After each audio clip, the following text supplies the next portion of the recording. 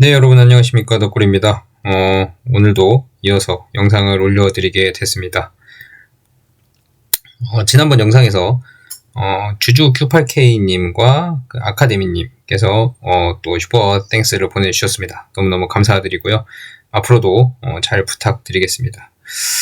오늘 영상은 그 전에 전 영상에서 질문을 주셨던 분이 나는 잘하고 있는가? 라는 분께서 클리니컬 트라이얼에 오랜만에 접속을 해보시니까 2023년 1월 5일에 시작한 테드 두 번째 임상이 26년 3월 완료 예정으로 변경되었다고 하시면서 이 건에 대해 어떻게 보시는지 고견을 여쭙습니다. 라고 하셨습니다. 2025년 12월쯤 마무리하려고 했던 걸 26년 3월로 연기로 바뀌었다라는 말씀이신 것 같아요. 이게 과연 제 생각이 어떤지 여쭤보시는데 글쎄요. 2025년 12월이라고 그때 써놨던 거는 다시 거꾸로 얘기하면 2023년 1월 5일에 예상을 했던 날짜거든요. 2년 전에 예상을 했던 날짜이기 때문에 상당히 오래전에, 그러니까 과거 2년 전에 이제 2년 후에 임상이 끝날 것 같다라고 예상한 부분이기 때문에 2년 동안 시간이 지난 거면 상당히 많은 시간이 지났잖아요. 그래서 그 전에 이제 여러저러 임상에 대한 환자 모집이나 이런 변수들이 많이 있었을 것 같고, 그로 인해서 그렇게 뭐라 그래야 될까요? 그렇게 우려할 만한 사안으로 임상이 진행이 지연됐다라고 보기보다는 2023년 1월 5일에 예상한 날짜이기 때문에 사실 예상이 그렇게 딱 정확하게 될 수는 없다라고 좀 생각을 하고요. 2026년 3월이라고 딱 정해졌다는 건 지금 최근 들어서 바뀐 거잖아요. 오히려 거꾸로 생각해보면 언제쯤 임상이 끝날 거라고 거의 확정이 됐구나 라고 또 추정을 해볼 수 있습니다. 반대로 생각하면. 그렇기 때문에 저는 2026년 3월쯤에 임상이 끝날 거다라고 좀 예상을 하는 거고요.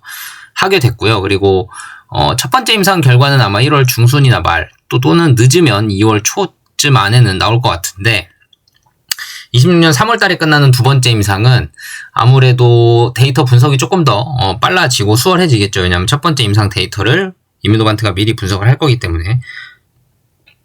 그래서 결국은 2026년 3월이라고 변경된 부분은 오히려 날짜가 좀 더 확실해졌다. 두 번째 임상의 종료 데이터 날짜가 확실해졌다. 그렇다는 거는 임상이 제대로 잘 끝날지 안 끝날지에 대한 불확실성이 좀 더 거칠 수 있다라는 생각으로 좀 볼 수 있습니다. 저는 그렇게 이해를 하고 있고요. 답변이 되셨는지 모르겠습니다. 아카데미님, 주주큐파케이님 너무 감사드립니다. 슈퍼땡스 감사드려요. 오늘은 류마티스 관절염도 관해가 가능할까라는 제목으로 한번 영상을 찍어 보려고 합니다. 여러분들에게 어떤 내용을 전달해드리면 좋을지 고민이 항상 많습니다. 근데 제가 최근에 류마티스 관절염에 대한 그 임상 데이터에 대한 의미, 시장 가치의 영향 이런 것들을 좀 말씀을 드렸고, 그래서 과연 류마티스 관절염의 데이터가 어느 정도까지 깊이 있게 나올까라는 거는 데이터를 까봐야 알겠지만, 그러면 우리는 류마티스 관절염에 대해서 어느 정도 데이터를 어떻게 봐야 되고 어느 정도 데이터까지 좀 유추해 볼 수 있을까, 아니면 가능한 부분은 어디까지일까 라는 생각을 좀 제가 해보게 됐어요. 그래서 관해라는 얘기를 제가 좀 해보려고 하는 거고요. 그래서 그레이브스병처럼, 그레이브스병에서는 지금 관해라고 할 만한 그런 그 항갑상선 약물 중단 효과가 있었잖아요. T랩이라는 그 항체 수치도 IgG가 올라감에도 불구하고 T랩이라는 항체 수치는 뭔가 그 악순환의 연결고리가 끊기면서 다시 증가하지 않는, 그러면서 그 그레이브스병의 바이오마커라고 할 수 있는 T랩이라는 항체가 더 이상 올라가지 않아서 갑상선 호르몬이 조절이 되고, 그래서 항갑상선 약물을 안 먹어도 되는 그런 환자들을 관해라고 좀 표현을 하고 있는데, 과연 그게 류마티스에서도 가능할지, IgG를 감소시키는 바토클리맙, 아이메로푸르바트로 하죠, 류마티스는. 아이메로푸르바트로 과연 관해까지 가능할지 좀 궁금하잖아요. 그쵸? 그래서 관해에 대해서 한번 류마티스 관절염에 적용해서 생각을 해보려고 합니다. 저는 이렇게 생각합니다. 누누이 이렇게 하나하나 좀 이렇게 조금씩 제 영상을 꾸준하게 보시다 보면 저 또한 공부도 많이 되기도 하지만, 여러분들도 하나하나 정리되어가는 느낌을 받으실 수 있지 않을까 싶어요. 그리고 그런 지식이 지금 하나하나 쌓여서 제가 엊그제 작년 연말에 배웠던 게 꾸준함의 힘이라고 말씀을 드렸잖아요. 하나하나 영상을 보면서, 그리고 벌써 200개 영상이 다 됐습니다. 200개 영상을 보면서도 꾸준히 보신 분들은 느끼실 수 있었던 거는 하늘바이오 파마에 대해서, 회사에 대해서 좀 더 가깝게 알아가고 있다라는 생각을 분명히 하실 거고요.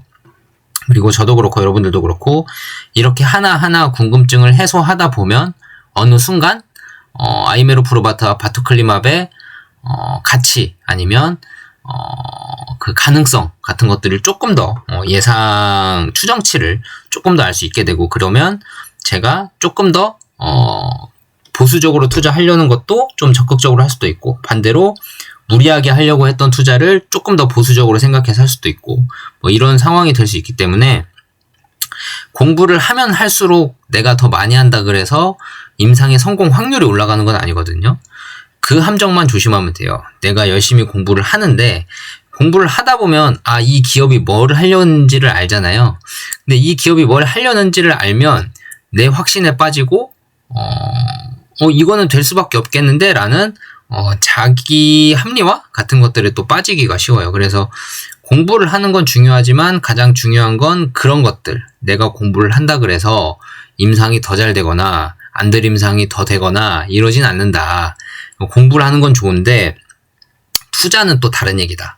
공부를 열심히 한다 그래서 투자를 잘할 수 있냐? 그것도 아니거든요. 그러니까 제가 말씀드리고 싶은 거는 하나하나 이런 제 컨텐츠라고 해야 되나요? 아무튼 주제를 가지고 영상을 찍고 있고, 여러분에게 많은 정보를 드리고 많은 공부를 같이 하고 있고, 앞으로도 멀리 하고 싶지만 이런 걸 하시면서 꾸준히 실력이 느시는 건 당연히 되겠죠. 그죠?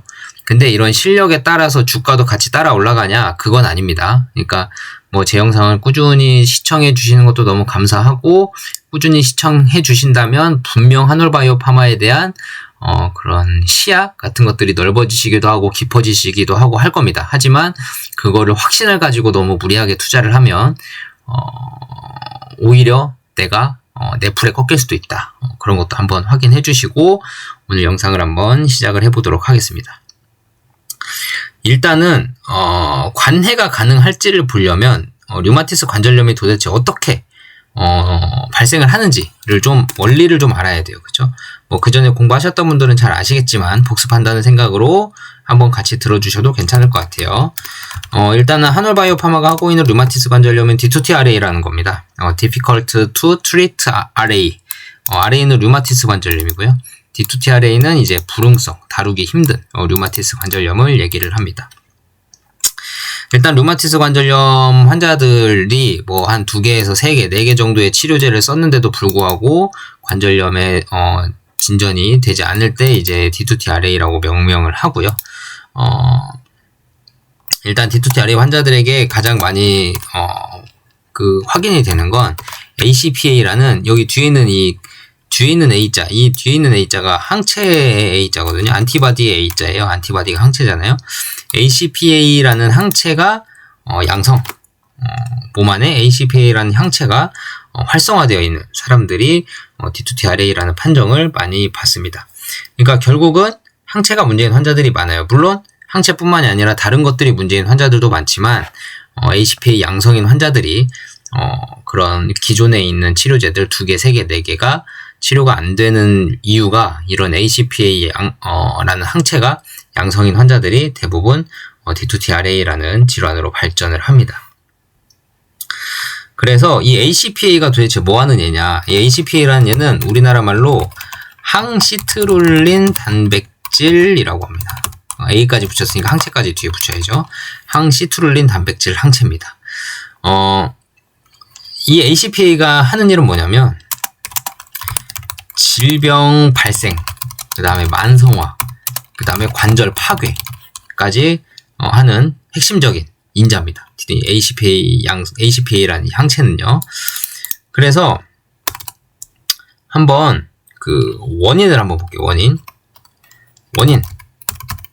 류마티스 D2T-RA가 발생되는 원인. 일단은 류마티스 관절염인 환자야죠. 환자가 이제 치료가 안 돼야 불응성 류마티스 관절염이니까 환자가 어떤 염증이나 뭐 스트레스 같은 것들로 인해서 우리 몸에서 어떤 일이 일어나냐면 단백질 중에 이제 아미노산이라고 들어보셨죠? 아미노산. 이 아미노산이라는 단백질이 있어요. 이 아미노산이란 단백질의 아미노산 중에 아르기닌이라는 얘가 있습니다. 아르기닌. 영양제로도 많이 드시는 거 있죠? 아르기닌이라는 얘가 있습니다. 이 아르기닌이라는 얘가 염증이나 스트레스 같은 걸 받아가지고 이게 시트롤린으로 바뀌어요. 시트롤린. 여기서 말하는 여기 시트롤린. 이 아르기닌이라는 얘가 시트롤린으로 바뀌어요. 이거를 뭐 시트롤린화 됐다 뭐 이렇게도 표현을 합니다. 시트롤린화 현상이 일어납니다.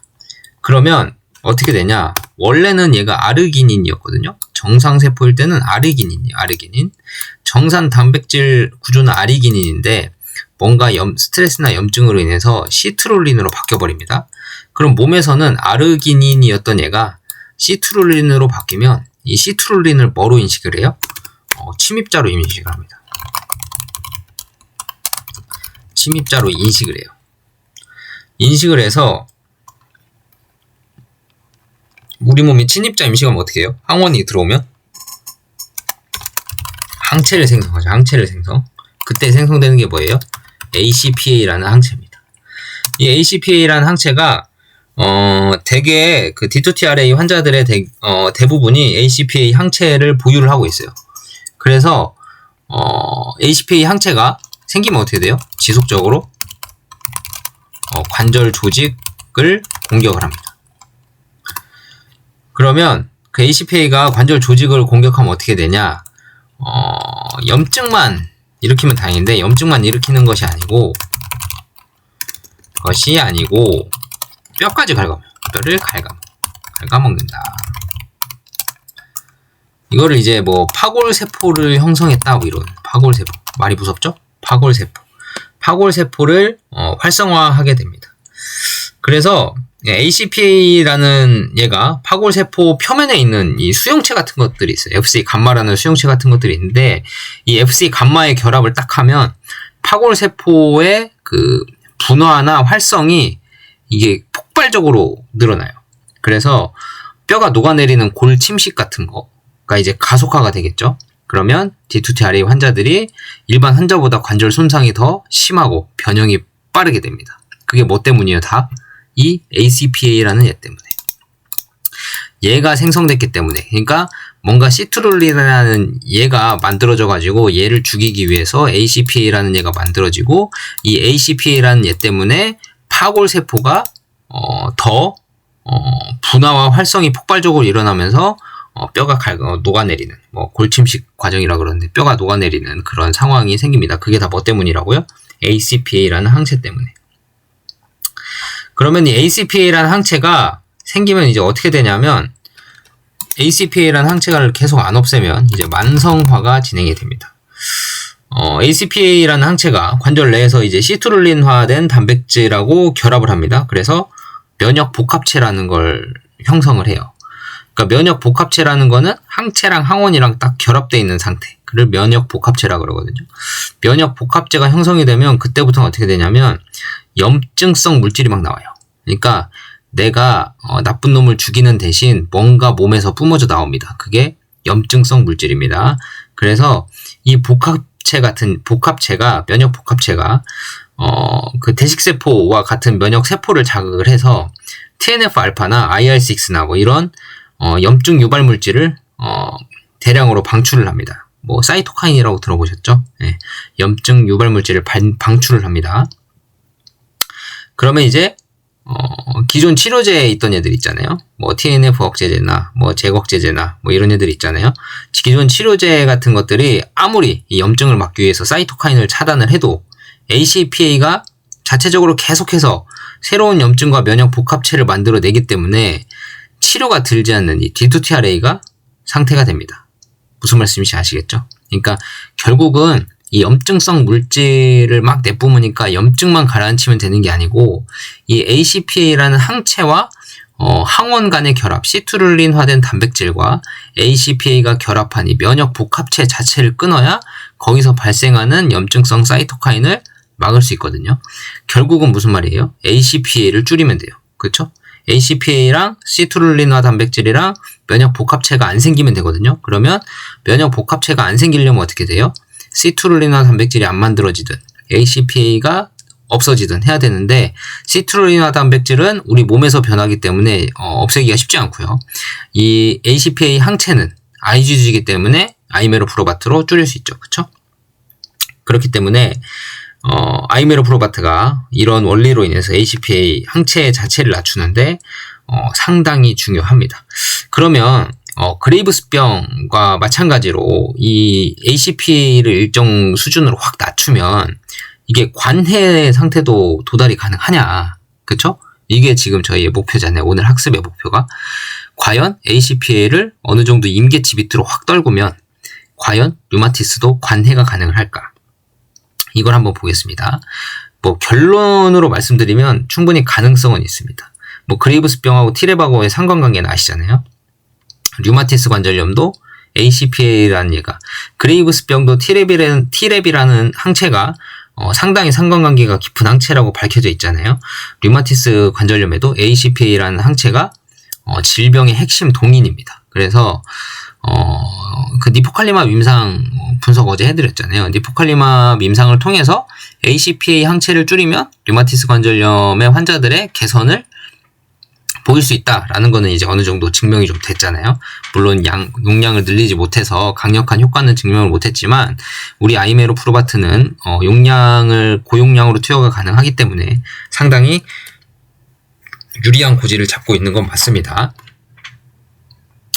그래서 이거를 한번 그 그레이브스병과 티렙의 관계처럼 ACPA도 과연 그런 FcRn 억제제로 관해 효과를 볼 수 있을까? 이거를 좀 봐야겠죠. 그러니까 만약에 혈중의 ACPA 수치가 특정 임계치 이하로 충분히 낮아지면 우리 몸은 어떻게 돼요? 우리 몸은 내가 내 몸을 공격하는 자가 공격 모드를 하고 있잖아요. 우리 몸은 자가 공격 모드를 멈추고 어떻게 돼요? 정상적인 몸으로 돌아가려고 노력을 하겠죠. 그게 항상성이라는 겁니다. 항상성. 정상적인 항상성을 회복할 기회를 얻어요. 우리 몸에서는. 그러니까 그레이브스병 사례처럼 충분히 오랜 기간 ACPA 수치가 낮게 유지되면 어떻게 돼요? 면역 기억세포의 활성이 줄어들겠죠. 그죠? 줄어들면 약물 중단 후에도 질병 활성도가 낮은 상태가 이론적으로는 지속이 될 수 있습니다. 왜냐하면 우리 몸은 면역 자가공격 모드에서 이제는 우리 몸이 정상적인 몸으로 돌아가는 과정이기 때문에 어느 정도 시간은 필요하겠지만 그 정도의 임계치를 확 떨고 놓으면, 항체의 임계치를 확 떨고 놓으면 몸은 정상으로 돌아가려고 합니다. 정상으로 돌아가려고 하는데 바로 돌아가진 않고 어느 정도 시간이 좀 지나면 회복할 기회를 얻게 됩니다. 그래서 약물 중단 후에도 질병 활성도가 낮은 상태로 유지를 할 수 있다, 이 얘기입니다. 그래서 일단은 이론적으로는 ACPA 수치가 확 줄어들면 그레이브스병에서 확인된 것처럼 D2CRA에서도 관해 효과를 충분히 재현을 할 수는 있어요. 근데 그게 과연 항체가 얼마나 낮아져야 되는지, 그레이브스병처럼 70% 기준으로 이상이면은 임계치 이상으로 딱 올라가면 항체가 확 줄어들어서 가능한지, 아니면 그 이상을 제거해야 되는지는 이제 임상을 통해서 나타내야 될 상황입니다. 그래서 과연 그렇다면 이 항상성 회복이 과연 이게 우리 몸에서 얼마나 잘 일어날지 그걸 봐야 되잖아요. 그러니까 ACPA를 확 줄이면 뭐가 돼요? 면역 복합체가 끊어지겠죠. 시트룰린화 단백질이랑 ACPA랑 같이 둘이 딱 붙어있는 상황. 시트룰린화된 단백질이 항원 작용을 하는 거고요. ACPA가 항체잖아요. 그래서 항원과 항체가 딱 결합된 상황. 이 면역 복합체가 ACPA가 줄어들면서 확 끊어지겠죠. 면역 복합체의 고리가 끊어집니다. 그러면 그 면역 복합체가 끊어지면 뭐예요? 염증성 사이토카인이 들나오겠죠. 그죠? 그리고 ACPA가 딱 끊어지면 항상성을 회복하면서 예를 들어서 그 염증을 만들 수 있게 만든 연료 같은 게 ACPA인데 그 연료가 바닥이 나기 시작을 합니다. 그러면 일정 기간 이 고리가 끊기면, 이 악의 순환 고리가 끊기면 면역계는 어떻게 돼요? 과활성 상태에서 벗어나게 됩니다. 그리고 평시 상태로 돌아가려고 합니다. 그리고 자가면역이라는 게 뭐냐면 시간이 갈수록 그 대상이 넓어지고 공격 범위가 넓어지거든요. 이게 뭐 에피토프가 넓어졌다 뭐 이렇게도 표현을 하는데, 자가면역 질환 자체가 시간이 지나면 지날수록 그 공격의 범위, 대상이 넓어집니다. 에피토프가 넓어진다 이렇게 얘기를 하거든요. 그러니까 ACPA 수치가 너무 높으면 주변 조직의 손상이 더 심해져요. 그리고 여기에 노출된 새로운 자기 항원들이 또 있을 거잖아요. 그걸 또 공격해요. 그래서 또 다른 자가 항체를 또 만들어내고, 그렇기 때문에 질병 통제가 불가능해집니다. 항체 수치를 극도로 낮추면 어떻게 돼요? 조직 손상이 멈춰지고, 그러면 조직 손상이 멈추면 새로운 자가 항원 노출이 안 되니까 자가 항체를 또 안 만들어도 되겠죠, 몸에서. 그렇죠? 그러니까 염증이 만약에 A라는 곳만 공격을 하면, A라는 곳만 손상되면 괜찮은데 옆에 있는 B와 C도 손상이 되면서 그 B와 C가 손상된 근육이 또 뭔가 항원이라고 인식을 하고 어떤 항체가 만들어져서 그 B와 C를 또 공격한단 말이에요. 이렇게 해서 면역 범위가 자가 면역 범위가 넓어지는데, 그런 것들을 악의 순환 고리를 ACPA를 줄임으로써 그것도 끊을 수 있다. 그 다음에 이제 우리 면역이 이 항체만 가지고 하는 게 아니라 T세포랑 B세포도 있거든요. 근데 항체, IgG라는 항체 있잖아요. 그 항체가 그 단순히 항원 같은 걸 공격만 하는 게 아니고 항원을 딱 잡아와가지고 T세포한테 야, 이놈 나쁜 놈이야, 공격해 라고 알려주는 역할도 해요. IgG 항체가. 그래서 ACPA 농도가 낮아지면 이 항체의 농도가 낮아지면 이제 T세포한테 야, 얘도 나쁜 놈이야, 공격해라고 할 얘가 없어지잖아요. 그럼 T세포가 뭐예요? 놀겠죠, 그죠? 이제 염증을 공격할 만한 활성화되지가 않아요. 이거 활성화되는 빈도가 줄겠죠, 그죠? 그러면 T세포에 지속적인 자극이 없으면 자가면역을 유도하는 B세포들도 어떻게 돼요? 서서히 비활성 상태에 빠지거나 아니면 휴지기 상태로 들어갑니다. 그러면 그레이브스병에서 이제 왜 그렇게 됐어요? 임상 관해가 왜 나왔어요? 이것 때문. T세포 같은 애들도 막 자극을 했고, T세포가 자극을 하면 B세포들도 이제 막 활성이 되는데, T세포에 지속적인 자극이 없으면 B세포도 쉬겠죠, 그쵸? 네, 그렇기 때문에 관해 효과를 T세포, B세포와도 노릴 수 있습니다, 같이.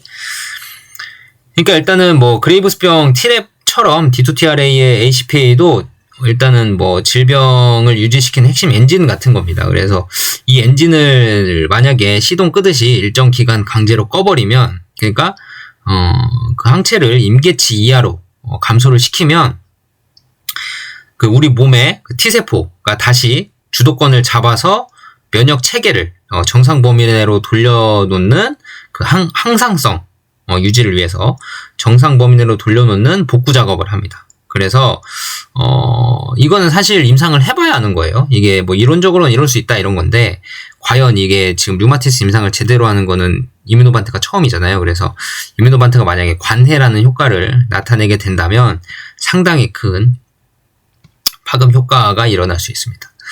그러면 이게 관해가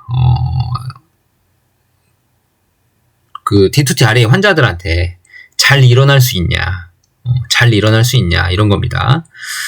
일단은 기대치 자체는 낮아요. 시장에서 류마티스 환자들까지 관해가 다 일어날까라는 기대치는 좀 낮습니다. 왜냐하면 일단 그 환자들은 뭐 TNF 억제제나 제거억제제나 뭐 다른 치료제들까지 해서 2, 3차 치료를 다 하고도 모두 실패한 환자들이거든요. 그러니까 일반적으로 이 사람들한테는, 환자들한테는 기존 약물로 관해에 도달할 확률은 거의 없죠. 그렇죠? 뭐 10% 미만일 겁니다. 이미 치료제를 썼는데도 안 들었는데 기존 치료제로 계속 투여한다 그래서 관해가 일어날까?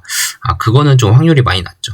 그래서 아이메로프로바트가 지금 조금 기대를 받고 있는데, 만약에 ACPA를 뭐 똑같이 그레이브스병이나 아니면 바토클리맙처럼 IgG, 그러니까 ACPA를 70% 이상 제거를 한다 그러면, 그래서 앞에서 말씀드린 그런 시툴린화 악순환을 끊어버린다면 기존에 만약에 약물 3-4개를 투여한 환자들이 반응을 하지 않았던 환자들이 한 20-30% 정도가 임상적 관해나 아니면 그 질병 활성도가 아주 엄청 떨어지면 그거는 이제 좀 대박이 될 수 있죠. 그렇죠? 안 그래도 3-4개, 2-3개 약물을 넣었는데도 실패한 환자들이 관해까지 보여준다면 그렇게 큰 범위는 아니더라도 한 20% 정도의 관해 환자들만 보여준다고 하더라도 그 환자들 입장에서는 상당한 치료 효과를 누리고 있다고 시장에서 이해할 수 있습니다. 그렇죠?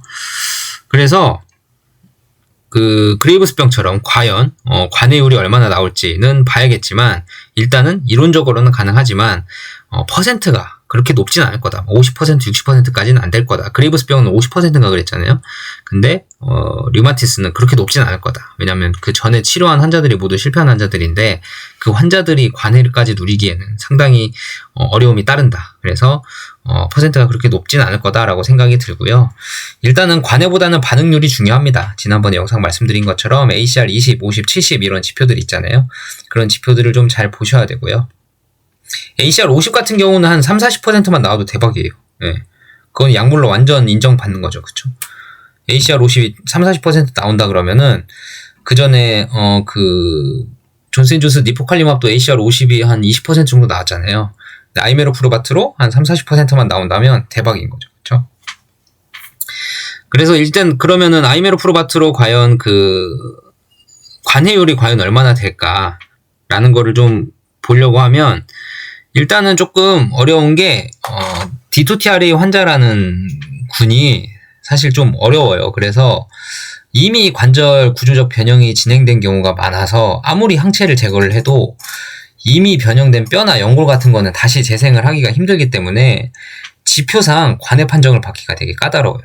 근데 이제 지표상으로는 받기 힘든데 통증이나 부종 같은 이런 그 주관적인 면들, 그런 것들은 ACPA를 제거하면 확실히 잡을 수 있기 때문에, 근데 그거는 이제 D2TRA 환자들은 뭐 TNF 억제제나 제거제제나 이런 것들을 썼는데도 불구하고 반응이 없던 환자들이잖아요. 근데 만약에 아이메로프루바트를 넣었는데 통증과 부종이 가라앉는다? 그러면 기존 약물에 실패한 환자들의 관해율이 한 10% 정도라고 하면 만약에 이 아이메로프루바트를 넣었을 때 30% 정도의 관해율만 기록을 해도 엄청난 겁니다. 상업적으로.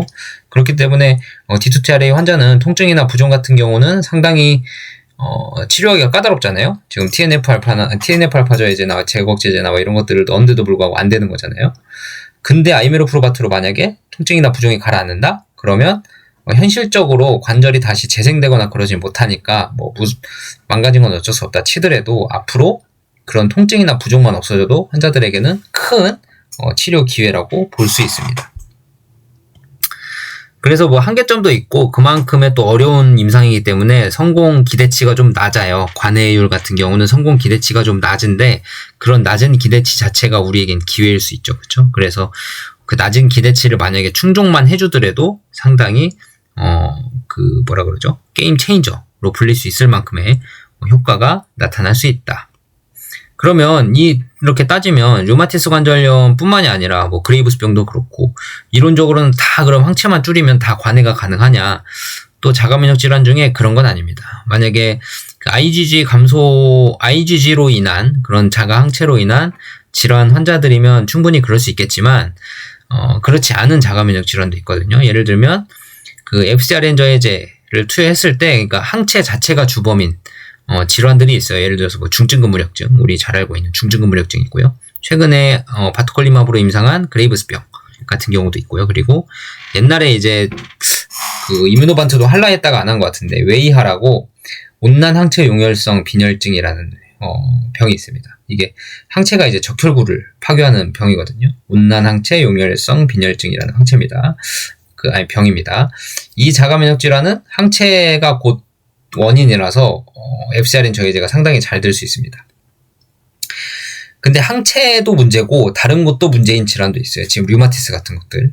류마티스가 지금 ACPA 항체만이 문제가 아니고 T세포든 뭐든 사이토카인 분비든 이런 것들 때문에 복합적으로 나타나는 질환이거든요. 그래서 류마티스도 그렇고 루푸스도 그렇고 항체뿐만이 아니라 여러 개의 다양한 면역 체계가 얽혀 있는 질환들도 있습니다. 그런 질환들은 이제 임상을 통해서 밝혀내야 될 상황이겠죠. 근데 일단 이 환자들은 항체가 IgG가 주범은 아니어도 공범이기 때문에 이 공범 자체만 줄여도 그 다른 주범들의 영향력이 좀 약해질 수 있기 때문에 그런 것들은 또 기대해 볼 만하죠. 그래서 류마티스 관절염 지금 하고 있는 거잖아요. 아까 그레이브스병이나 뭐 중증근무력증이나 아까 그 온난 항체 용혈성 빈혈증이라고 한 질환들은 항체가 주범인 질환들이고요.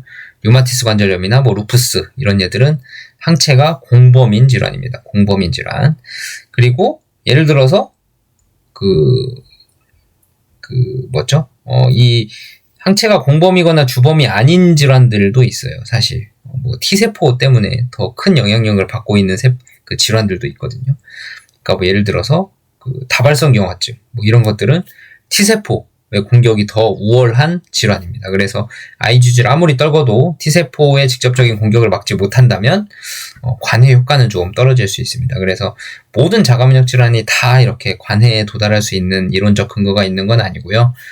항체로 인한 자가면역 질환들은 그래도 이론적 근거가 토대로 될 수 있다라는 건데, 글쎄요, 류마티스 같은 경우는 조금 주변에 그런 병인들이 너무 많아서 ACPA만 줄인다 그래서 그게 되면 좋겠는데, 그레이브스병은 딱 확실히 T랩이라는 바이오마커가 뚜렷하기 때문에 충분히 가능성이 있지만, 류마티스 관절염은 사실 여러 병인들이 있어서 쉽진 않을 겁니다. 하지만 이 쉽지 않다는 건 모든 시장이 알고 있기 때문에 이 쉽지 않은 상황에서의 기대치를 좀만 더 높여준다면, 이 기대치를 높이는 게 아니라 이 낮은 기대치를 충족해준다면 좋은 주가면에서는 좋은 효과가 있겠죠. 그리고 이제 일단은 그런 70% 이상의 IgG 감소율을 보이는 이 아이메로프루바트로 장기적으로 투여를 하기 때문에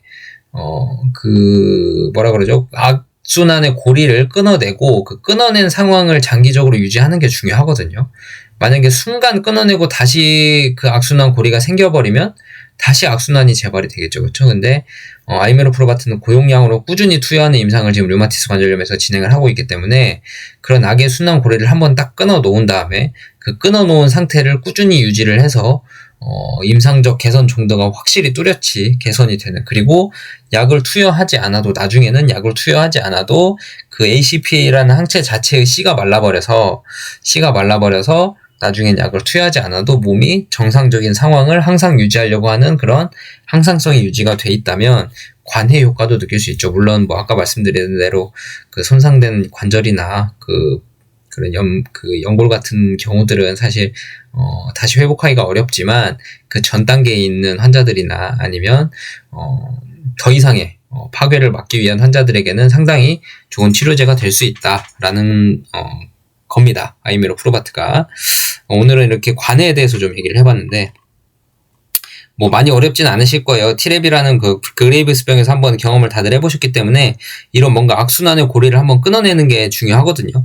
이런 끊어내는 걸 이제 D2T RA에서 효과가 나올 거냐, 이런 것들은 이제 그 지표로 봐야 될 것 같고요. 일단은 반응률이 가장 중요하긴 합니다. ACR 20, 50, 72 반응률이 가장 중요하고요. 그리고 나서 이제 장기 투여 환자들한테서 이런 그 ACPA 항체를 한번 끊어내고 나서 임상적 개선이 뚜렷해서 약까지 끊을 수 있는 환자들이 있을지는 한 번 더 지켜봐야 될 것 같고, 통증이나 부종 면에서는 확실히 ACPA를 줄이면 좀 많이 개선이 될 수 있는 여지가 있는 가능성이 있고요.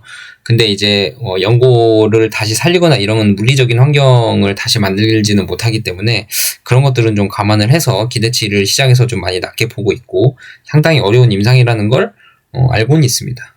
하지만 그래도 니포칼리맙이 어느 정도 POC 임상을 진행을 해주면서 병의 기전이나 원리는 어느 정도 조금 가능성이 있어 보이기 때문에 기대를 그래도 아예 안 해볼 만한 건 아니다. 그렇다 그래서 기대를 막 엄청 그레이브스병 기대하는 것처럼 막 많이 기대할 수는 없겠지만 그래도 기대해 볼 만은 하다. 하지만 무리한 기대는 과욕은 욕심은 모든 것을 그르칠 수 있다. 이 정도만 좀 참고해 주셨으면 좋겠습니다. 오늘도 늦게 올려드려서 너무 죄송한데 영상 이것으로 마치겠고요. 내일도 뭐 찍을 수 있으면 찍을게요. 하루 쉬어야 될 수도 있고요. 일단은 그렇게 하도록 하겠습니다. 좋아요, 구독하기 꼭꼭 눌러주시고요. 댓글 편하게 달아주십시오. 댓글은 언제든지 저에게 힘이 되는 힘의 원천이자 근원입니다. 너무너무 감사드리고요. 오늘 영상 이것으로 마치겠습니다. 다음 영상에서 뵙겠습니다. 감사합니다.